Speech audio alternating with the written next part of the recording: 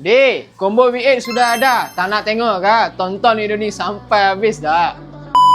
Okey, untuk combo kali ni kami datang dengan setup Kawasaki MX King merah hitam yang dah siap clear 2K dengan tanam, dan kami add onkan sekali dengan spoiler warna candy, warna biasa sama rata cun-cun guys.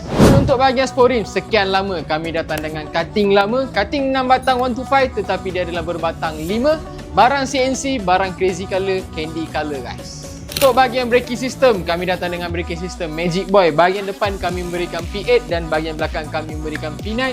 Dan untuk bahagian master pump atas kami memberikan korang master pump Race Boy, dan untuk bahagian belakang seperti biasa kami datang dengan master pump Dyno Pro.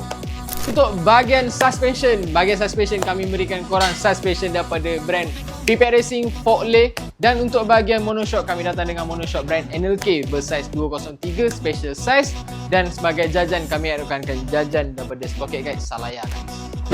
Dan harga untuk combo yang ini kami hanya memberikan korang dengan hanya berharga RM2,522 saja.